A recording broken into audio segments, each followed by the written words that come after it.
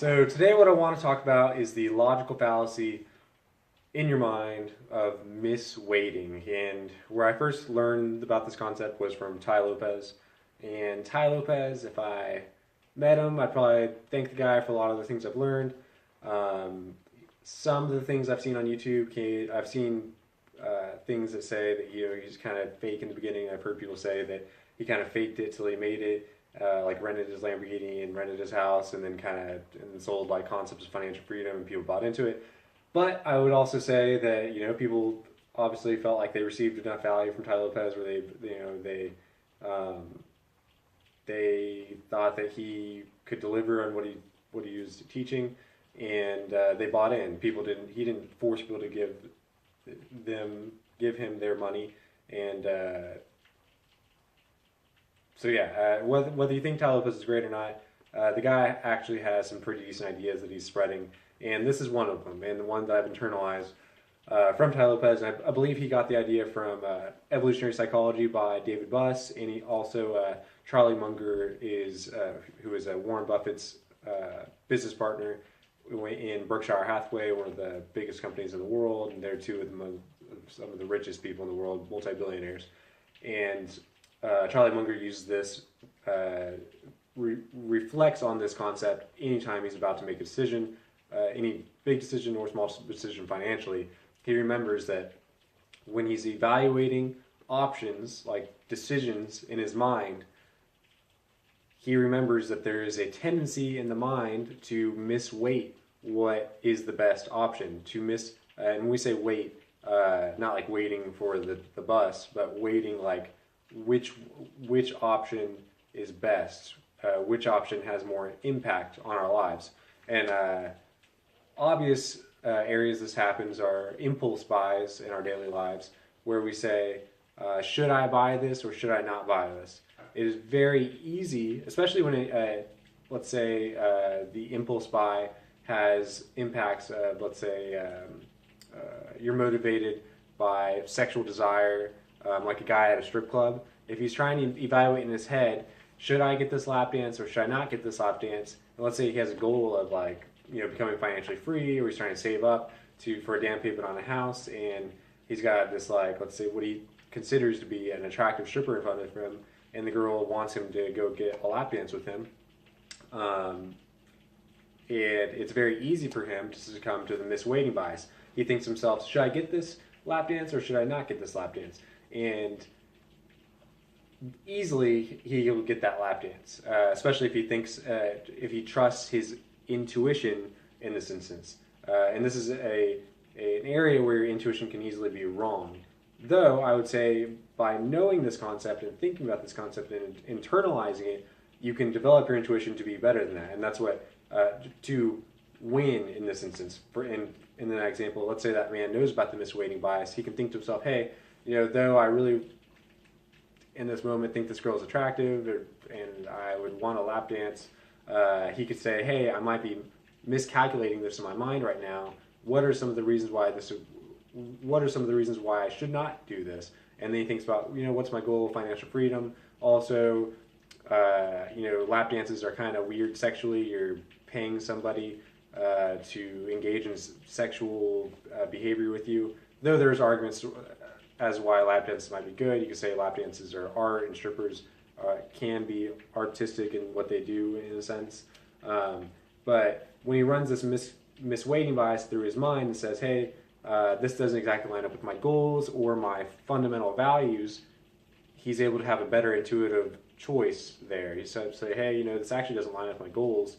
And actually, screw intuition.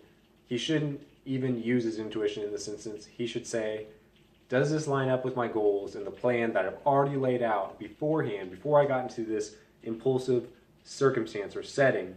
And if it doesn't line up with that, then you don't do it, no matter what the mind says or feels in that instance. And that's if you're trying to achieve a goal, or trying to do what's best for you, what you believe for you. And that's actually very subjective. So I would say, if you're trying to achieve a goal, and within the My Ambition Guide system, we are trying to manifest goals and manifest dreams. And if you place that, when we ask you what's your most important goal, most important dream to be achieved, you're placing that as your top priority in your life. maybe obviously, like let's say you got a family member that's going to die, or you got to go help them or something like that. That can come first. But when it comes to like daily impulsive buying decisions, like going out with your friends and blowing $100 on alcohol when you're really trying to save up towards an important, like let's say you want to buy a house, that's a dream of yours, and you save up for that down payment.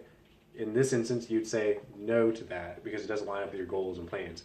So, review, misweighting bias is a logical fallacy that occurs in the mind that where we don't really think, we don't calculate things, especially when we're in an impulsive circumstance where the environment is pulling us towards a specific decision that is not conducive to helping us achieve our plans and goals.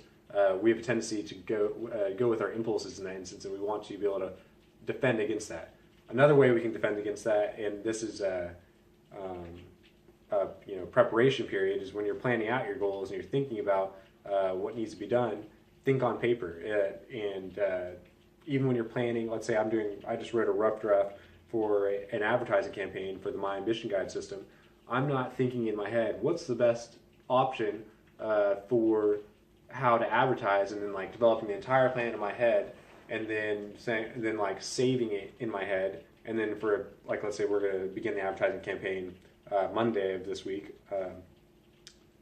April 30th. I'm not just going to save it like that and just believe that what I thought in my head was the best decisions. I whipped out this sheet of paper where it says My Ambition Guide advertising campaign, and I write down what I think is going to be the best option. So I might cross something out as I see it on paper, and so it's a better method, better step-by-step system. For some of you, it may not be best to do this, like where you write. It might be best to speak with another person, to ping those ideas off that other person, to get a better outcome, better solutions for what you're trying to do. So again, another review of what we just talked about. The misweighting bias is miscalculating things in your head and misevaluating things in your head, or even the delusion of thinking that you can come up with the best decision just by rolling it over in your mind. And there are going to be circumstances where you've got to come up with a solution or or an immediate decision right then and there. And you got to, I would say, hope that you've trained your mind well enough and you've developed yourself enough as a person to make it an excellent decision in that moment, because you're going to have to trust your intuition, trust your gut feeling, and I hope you make the right decision there. But when you don't have to do that, it's going to be best to think on paper beforehand, create the plans for your goals, and then when you're in a circumstance where it's you have to force with a choice that will affect the outcome of your goals, like spending money or spending your time doing something that has nothing to do with your goals, don't think about it intuitively in that moment. Think, hey, does this line up with my goals? Yes or no? If it's no, then don't do it. If it does, if it's yes, then do it. And that is how you will lead yourself to do things that will most likely achieve your goals and dreams for yourself. Hope this video has been of help. There's going to be many more to come. And as always, stay ambitious, my friend.